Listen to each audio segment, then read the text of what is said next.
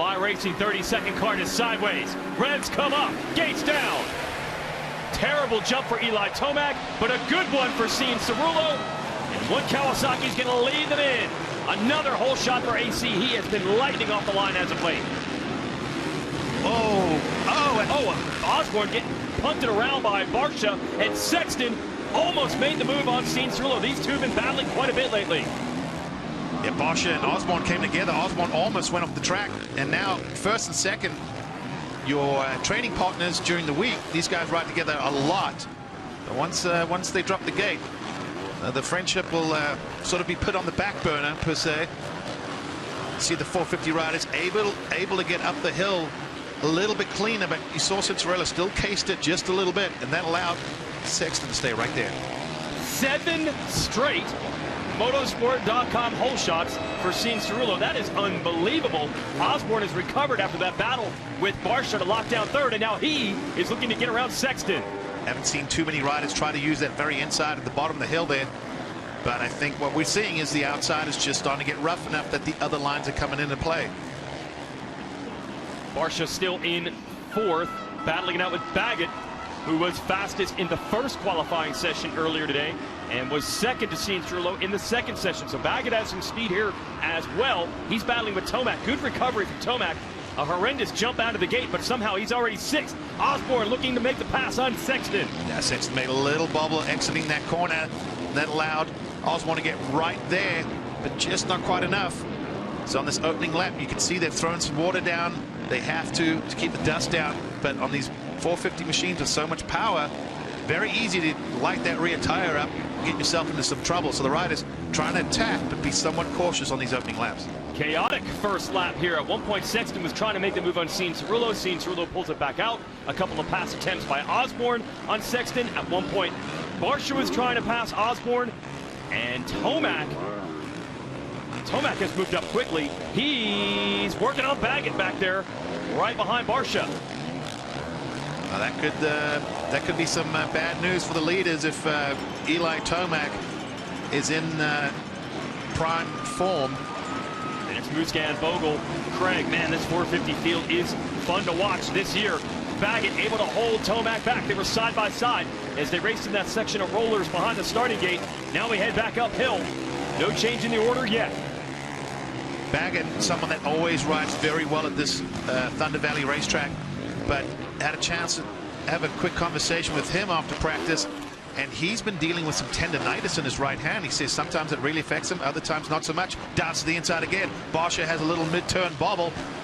Not quite close enough, but you see even Baggett had to abort and not go for that triple. He did, but he didn't lose any time really doing it. Well, because if you stay low and you get the power of the ground, these 450s have enough ground that they can, instead of losing momentum up the hill, they can maintain or sustain. Tomac gave it a look down to the inside on Baggett. This battle's going to be fun to watch. Baggett working on Barsha, Tomac working on Baggett. This is 4th, 5th, and 6th early in the first moto. Marvin also just right behind these guys, watching all this go down. So I think everyone just sort of checking things out. You see the line options from the riders. Complete insides, complete outsides, and everywhere in between. Great job prepping the track. The teams did. The track team. Yeah, there you go. So look at this. Tomac now tries to go again around the outside. It's basically trying to go wherever Baggett doesn't. And the way this track's evolved, it does have multiple lines. So now Baggett goes the outside. Tomac's going to run it up the inside. Well, that was strange. Baggett looked back and took a hand off the bar and then didn't really fight Tomac off in that corner. Well, sure, what happened there? Unless it's somewhat a little bit strategic, thinking, hey man, if he's got this speed right now, maybe I'm better off just letting him pass and following him, because if Tomac goes to the front, you hitch a ride. I've seen it before. Tomac could go make a pass on Barsha, stuff him in a corner, block pass him, and then someone like Baggett sneaks through with him. So I didn't see the hand taking off, but yeah, that was interesting. I was watching Tomac dive to the inside. Sean Cerullo has 2.3 seconds over Sexton right now, who has 2 seconds over Osborne. So yeah, it is like everyone's just taking the measure of the track and each other at the moment. Not a lot of big battles yet, but that's the way this 450 class has been. Every time you think you got it figured out, it changes. Tomac will gladly take that spot from Baggett and go after Barcia.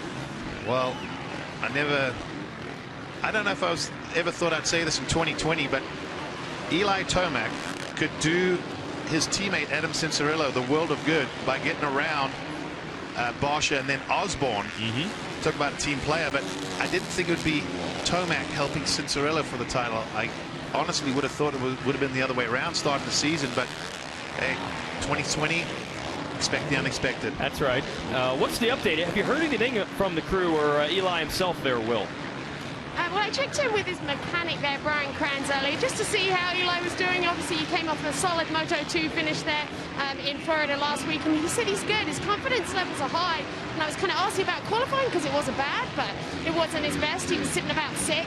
And he said, well, actually, he didn't really get a clean lap in at all. So perhaps to look at those times, unlike looking at what Adam did there with qualifying first, he said really to look at those qualifying times probably doesn't tell the big picture here. It doesn't talk about the big picture. So they were suggesting really that Eli's in a good place and pressure is on to try and put something together here at his home track. Yeah, and if he can get it, he's got to score 3 more points than Osborne today to prevent himself being eliminated from the title. It'd be tough. He'd have to jump 3 riders because Osborne, Cianciarulo, and Musquin are all ahead of him in points. He doesn't want to officially lose that title defense today. So let's see what your defending champ can do. Right now, in a good position, not too far off the lead. And to add to Will's point, yeah, practice and qualifying doesn't tell you the whole story, but a lot of times it tells you some of the stories. And one of them this morning was just the outright speed of Cincerillo. And as you can see, it's showing. But kudos to Sexton. He's matching him. Last lap around, Cincerillo 209.8, Sexton 209.9, and then Osborne 211. A low 211, but a full second and a half off everyone else 211 and higher. And you got Musquin 7th, Bogle his best motor of the year in 8th, and then Anstey and Craig coming through as well. There's Craig on the Honda, Anstey on the Twisted T HEP Suzuki, the Englishman who hasn't raced here in about a decade, so still kind of learning the tracks, but he's really spoken more about how his team, oh, he's got that triple down. His team has never raced the outdoor circuit before, so he's learning the bike, they're learning the tracks, they're all learning how to work together, but he's figuring it out right now as he puts some pressure on Bogle. Anstey looking good at the moment. Thought this would be a place that he'd probably like. I think the dirt and sort of the ruts and that, probably a little more GP style, which he spent a lot of time doing over in Europe. Trying everywhere to get around Bogle. Well, we had a chance earlier in this season to ask Anstey about racing and altitude. Oh, well, before we go to that, let's watch his battle. He's going from inside to outside, doing everything he can to get the 19. Well, that inside to outside may have not been entirely intentional. He was floating through the turn with his feet off the pegs, but lovely recovery. And while they're battling, it's allowed Craig to get right up in there.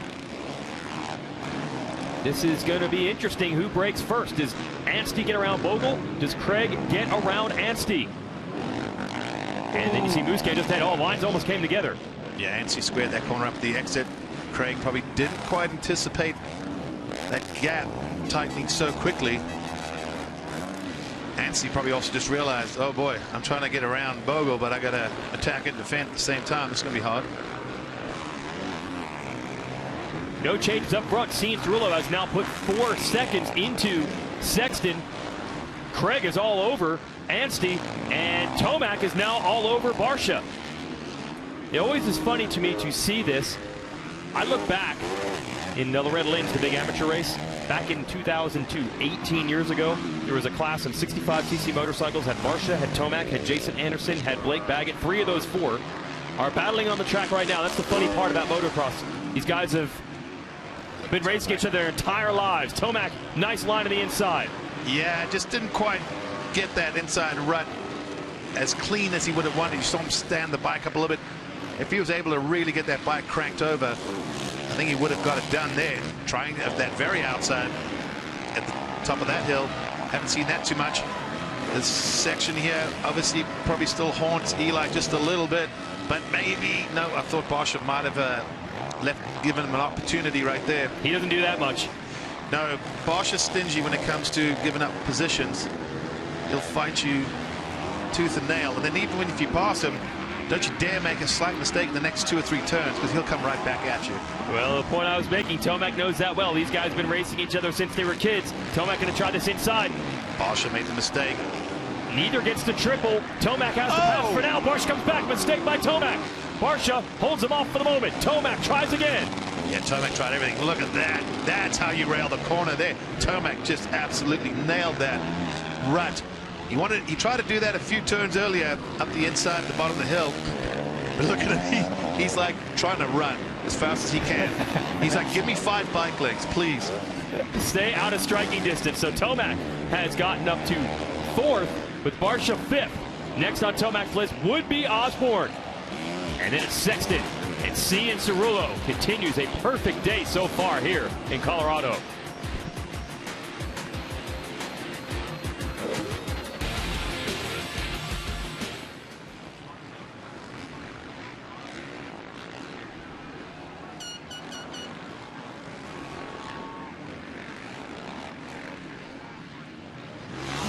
There's our leader.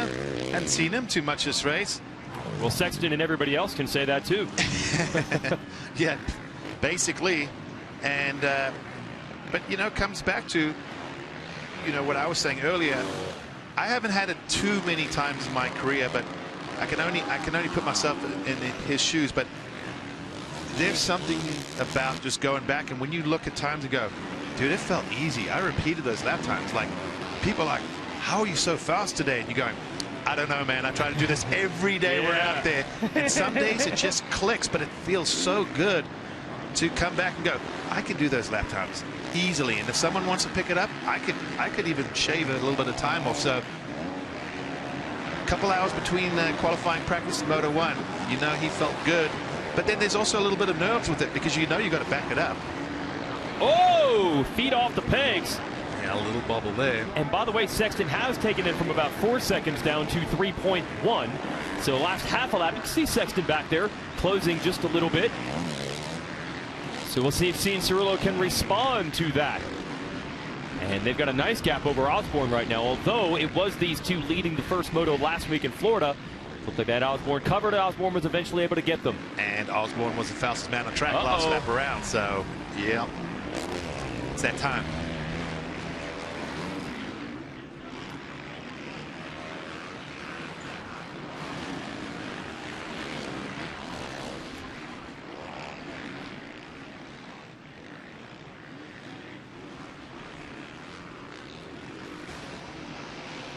See the future stars of NASCAR, the ARCA Racing Series, live on MAV TV Motorsports Network. Check mavtv.com for air times. Adam Cianciarulo continuing to lead here. Critical juncture of this first 450 moto. He got the whole shot, held Sexton at bay, pulled away a bit, but Sexton has closed it back down just slightly, under 4 seconds. And Zach Osborne in 3rd, just put in his best lap of the moto. So the key for Adam, got to keep this thing upright. We've asked him about what it's like to run out up front and try to avoid those mistakes. Anytime you tell yourself to not do something, you are sending signals to your brain to do exactly what it is you're telling yourself not to do. So, I think, so the mindset has to be focused on what you need to do and not what you don't want to do. And I don't really focus on my mistakes. Even, you hear some guys that have had injuries and crashes or whatever, they come back and, it's hard for them to get that out of their heads. And for me, that's never been a problem. I've always just been able to kind of leave it in the past and start fresh. And that's what I'm going to try to do from here on out. Obviously, I have to be mistake-free if I want to be in this thing and continue to do what I'm doing. Well, it was this corner right here. He did make a mistake the previous lap. Not a big one. Much better this time. Changed his line, learned from his mistake. He'll make sure he doesn't do that again. But it's now 2.8 between he and Sexton. Here's the mistake that he made 1 lap ago. Yeah, he wanted to go from that outside and then change the inside, and then watch right in this rut as he's coming out, loses his balance a little bit. Wasn't pretty, but he got into that rut, so he didn't really lose much. But then the next corner, he made another little mistake, and then a couple corners later before the finish line. So he's what happens is you have lines that work, and then I always say right around halfway through the race, not always, but sometimes, they start breaking, changing, and then you almost have to adjust your lines. So halfway through this moto, you could save 15% or more on your car or motorcycle insurance by calling Geico or going to geico.com. And I highly suggest it. Wow, I don't need to do any of the work. I'll just focus on watching the lines. You focus on that. Good job. Send me your paycheck, bro. We Hey, got this. Sexton's figuring it out in this second half. It was 4.2 seconds at one point. It is now 2.6. So he's just about cut that gap in half. Well, a few times that's pretty right there. He gets over that so clean. That's that little technical riding style that he has. Uses those ankles so much as, I call it added suspension. Osborne has always been good at that. But look at Sexton, just floats around, moves the bike. But he's always had great speed, but during the motos, he seemed like a little inconsistent with his lap times. And that's always allowed guys like this, Osborne, to be in striking distance. And we know if Osborne can see you with 10 minutes to go in a race, watch out. Well, this is it. It's where Osborne put in a charge on the two rookies a week ago, and was able to take the measure of them. His last lap was very good. He is trying to close in. It was 8 seconds. Now it's 7.1 between he and the leader, Cianciarulo. And then you got to go 5 seconds back to find Tomac. So who's going to put in the second half push?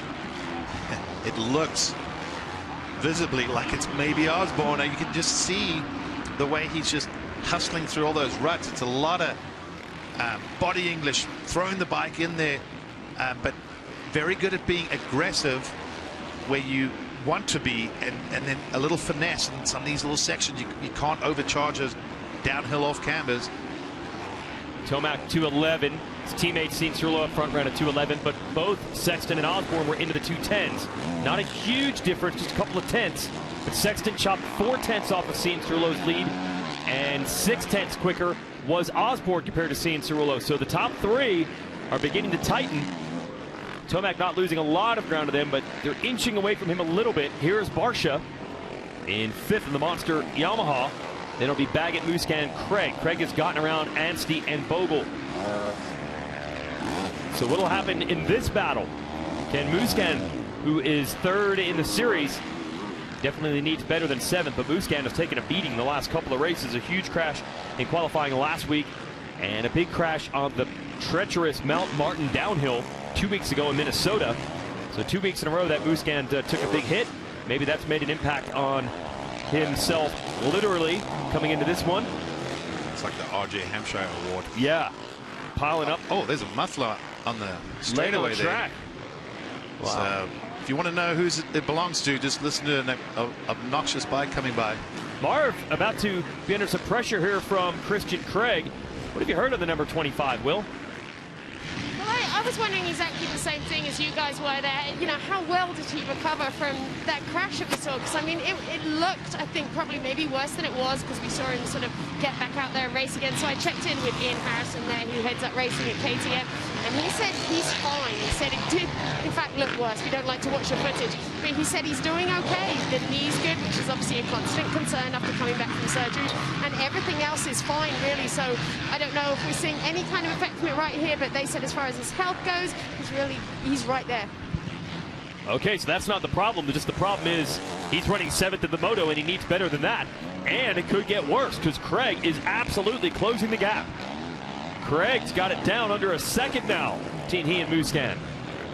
And the problem is for Marvin in motos like this is that championship dream is slowly fading as he's losing more points, more ground on the track. Marv so often has been in position to battle for titles. Once again this year, coming off an injury, still in position to battle, but this moto is going to hurt him.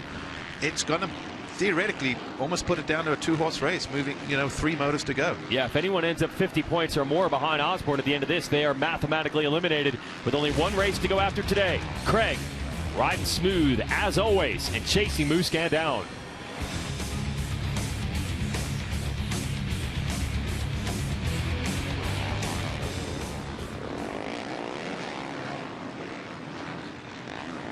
Another little mistake from Marvin coming into that corner, probably feeling a little bit of the pressure. He'll know that Craig's been coming. So with no one in front of you and someone coming from behind, it's not where you want to be as a racer, especially someone that's still in the heart of this championship battle. It's going to be very despondent for the 25. Craig's best moto finish this year is 6th. He has a pair of 7s right now running 8th. So this is one of his better motos of the year. He's actually on Ken Roxon's motorcycle. Roxon not racing this championship this year. So Craig got the call up from the Geico 250 team to ride the Honda 450 as a teammate of Sexton. Sexton and Cianciarulo, no change there. 2.6 seconds. It is stabilized up front. In fact, Cianciarulo last time around, 2:11.1, was 0.8 quicker than Sexton. So all that ground Sexton made up. Cianciarulo got a little bit of it back. And they've actually stretched it on Osborne. Osborne back to the 2:12s. So Osborne is 8 seconds off of the lead. So the kids aren't going to let Osborne get there today. It's not nearly as hot or humid as it was. It's downright chilly this morning compared to where we were in the last race in the heat of Florida. This is the odd thing. Cianciarulo is a Florida native, but he has always said that the harder pack rutted tracks are better for him than the soft sandy terrain.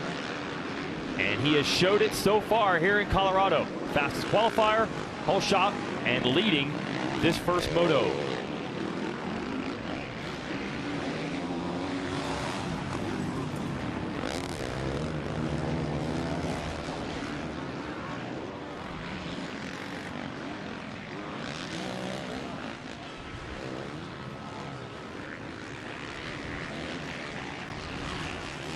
Adam Cianciarulo responding to the challenge from Chase Sexton.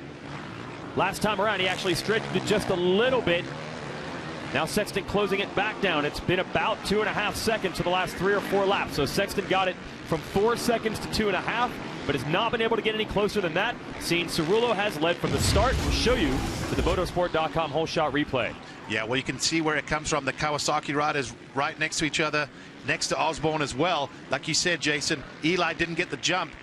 And then Cianciarulo comes across, perfect angle into the first turn, doesn't run too wide, and left the throttle on a little longer than Ferrandis did in the first 250 moto, and solidified it on the way out to get another motorsport.com whole shot.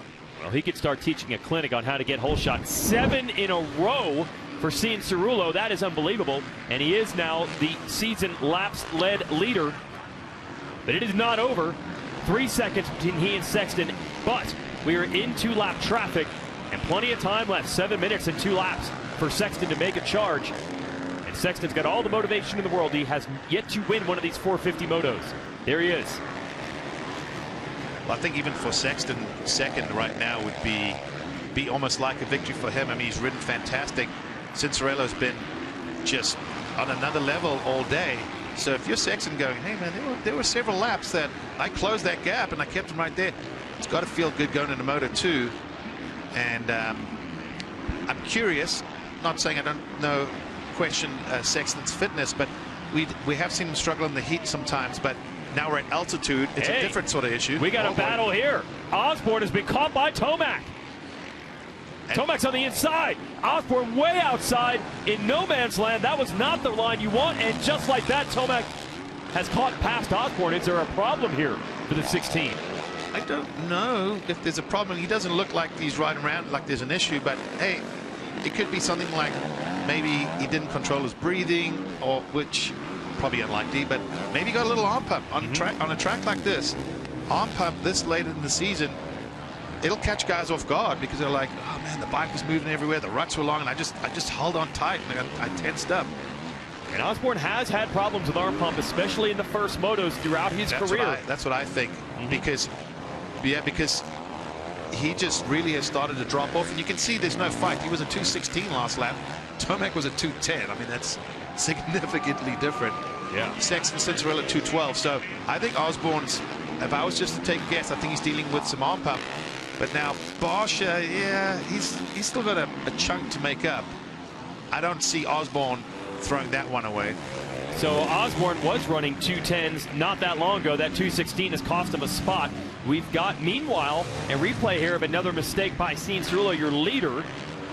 And still able to maintain the lead, though. Right-hand side of the screen. It's a bit of a hidden shot. He's got the bike over. Oh, and it breaks through the berm. Oh, oh! Wow! How did he not high side there? That was a little more than a mistake. That was everything. That was a save. A save of note. Like, that was really, that was a lot of luck and a lot of will. He did not want to go down there. Wow. So Osborne loses a spot. That's going to hurt him in points, but it could have been so much work for Cianciarulo if he ended up on the ground. Sexton taking advantage of that. He's got the gap down to 1.6 seconds. So the lead is tightening up again between the two kids, the two rookies. Yeah, every time you start thinking you got one of them's got it figured out, it keeps changing. So Sexton's been getting better, I think, each week with that sort of maturing into a race winner slash future title contender. He's got a ton of talent. He's got a lot of speed, but it's all the little things, and he's starting to put them together. And that's a scary combination for his competitors. Yeah, they're both rookies, but Cianciarulo did race the 450 this year indoors in Monster Energy Supercross. Sexton raced the 250 there, so he's a little newer to this bike. And he's had speed at times. He's definitely been quick in qualifying. Hasn't put it together to win a moto yet. And let's see how it turns out. Just as quickly as he made that ground up, Cianciarulo gets it back, opens it up to 3 seconds. AC not giving up on this championship.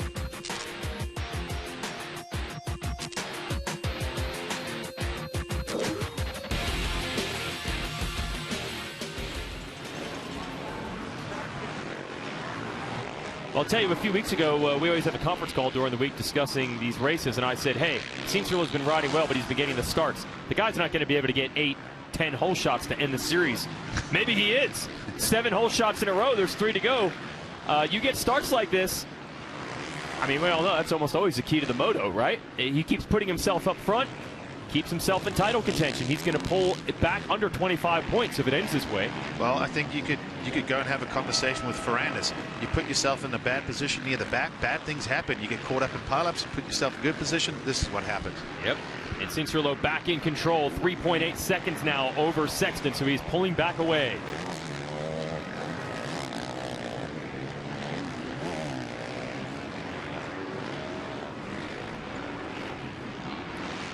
Adam Cianciarulo regaining control over Chase Sexton and the rest of this field. It was 1.6 seconds about a lap ago, and now Cianciarulo pulling it back out to 4 seconds over Sexton. And time beginning to run out. Everyone has made mistakes at some point on this rutted racetrack. But Adam, even when Sexton got it to 1.6, it wasn't quite close enough to put on real pressure, and Adam has ridden his own moto. And so far, so good for the number 9. I think it's just been enough pressure from Sexton. Oh, we got a battle here. So Baggett. is that Muscat ahead of Baggett? And now Craig around Baggett. Yeah, Craig got Baggett. Craig came around the corner. They almost made, I think they may have made contact slightly. Baggett got kind of pushed out of that line. Oh, and then Craig a little front end tuck. How many times have we seen riders almost go down? You know how, I'm sure when we hear from them on the podium, the riders will tell you how, you know, treacherous it was out there. Looks like tons of grip, but we've seen a lot of riders battling to get both wheels in the same rut. We'll stay in that line. So it has come undone for Baggett here. Loses 2 spots and a ton of ground in a short amount of time. Maybe that hand situation you were talking about. Yeah, if he's dealing with some tendonitis, this rough, choppy track is going to sort of exaggerate that sort of an injury. And the problem is you start losing strength, feeling. So I don't think Baggett is probably enjoying himself that much right now, but like most riders, just fighting through, trying to get everything they can out of each and every moto. Hey, I'm going to throw a pretty wild theory at you. This is usually one of the early races in the championship. A lot of the guys stay in California, ride and test on those harder pack tracks, and we come here. This year, everybody, because it's the end of the series, has been riding in Florida. It's a lot sandier, a lot softer. I'm seeing this track being much more hard packed and rutted. Is it a bit of a shock to the system, maybe, for some of these guys, or is it all muscle memory and they can adapt quickly? I think it's a bit of both. Yeah. But I just think a Florida terrain is so different than this. As Osborne, it's now caught. No, that's a lap rider. Sorry, I'm like, wow. Yeah, the clock will tell you right there. He's way back on Tomac. But anyway, we've seen some riders have issues. Here comes Barsha, next bike in line. There he is. So you don't think it's that difficult for the guys to jump in? I think where it's a little more difficult is little things like, you know, you get your bike set up, you're comfortable, and then you come here and then the track's quite a bit different. You're like, oh yeah, you know, bike doesn't feel good. See Barsha, a little mistake. Yeah. Everyone making mistakes. Exactly. So, and the theory is, yes, they rip the track like they normally do, but when we come here early in the season, it's 90-something degrees, hot, all that good stuff. So they rip it deep, a lot of water. Usually they have rain anyway. They've been through a drought, so this place has been bone dry. They threw some water down, ripped it, but my theory is, because without water deep down, it's allowed the dirt to pack in. It's harder packed than we've seen. And you ask anyone that works on this facility, they say, no, we haven't added any clay or taken sand away. It's just evolved different. But because it's cooler, you don't have to water as much. Think about it. When you water dirt, it loosens it up. If you're going to go plant something, water it first, loosen up the dirt. Anyway, that's a theory, and I think it's just evolved a little bit differently, so it's throwing some guys off. So to answer your question, it's a no and yes answer. Yeah, it's not what they're doing at home. It's maybe more just this isn't the way this track normally got caught off guard a little bit. Yeah, you're seeing dust pop up in spots. It's a little different than the normal track prep we see in Lucas Oil Pro Motocross, but these races are in completely different parts of the calendar year than they normally are. Barsha had a moment. Yeah. Everybody's had moments there in this moto. I think we have a replay here of Barsha in 5th on this Yamaha, and what happened to him. Yeah, this is a real case of a bit of a huckabuck right here. His feet, he lost the front, and then look how did he stay on the bike? And then just grabs a handful, and off we go. No big deal. How many close crashes have we seen that guys have saved it? Unbelievable. He actually passed the degree of difficulty that St. Cirillo had on his save. It's like a lot of Supermans out there. Hold my energy drink. Watch this. Yeah, exactly. Jeez. So, and the amazing thing is, these guys, especially Barsha, they shrug that off and go right back to work.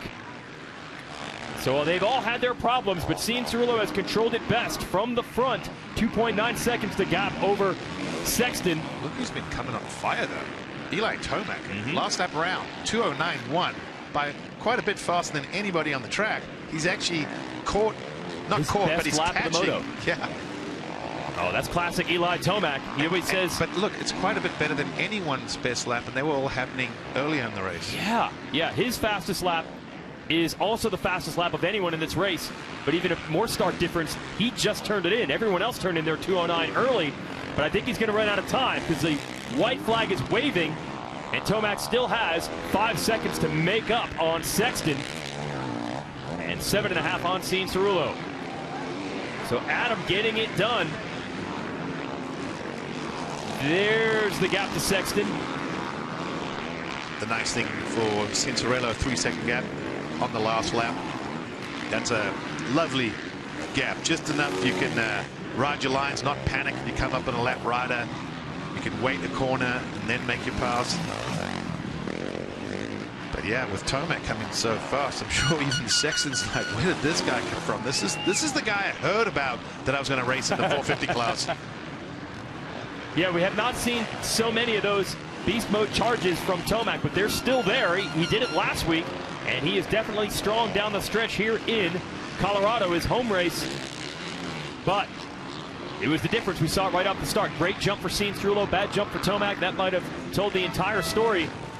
But what Adam has done very well this year, has avoided the mistakes for the most part. We've seen a few, but he's led a lot of laps, and he's brought it home quite a few times. Won a moto at Redbud 2, ended up winning the overall, then went 1-1 at Spring Creek, and looking for another moto win here. Exactly what he needed to bounce back from last weekend. I'm sure that was probably a little disappointing after having momentum in his favor. Yeah, ended up 7th in that second moto. Yeah, and then I think when he started believing, hey, this is my championship, Osborne said, not too soon, buddy. And it's like the 1-2 counterpunch. Both these guys making the most of on the days where they feel good. And but I wouldn't count Osborne out second moto. Maybe he did get a little arm pump and he's saving something, because look how far he's dropped off. I'm telling you, he's not pushing right now. He knows where everyone is. He's conserving. But watch moto 2. I think it could be interesting, as well as the Tomac. Adam St. Cirillo, he is back.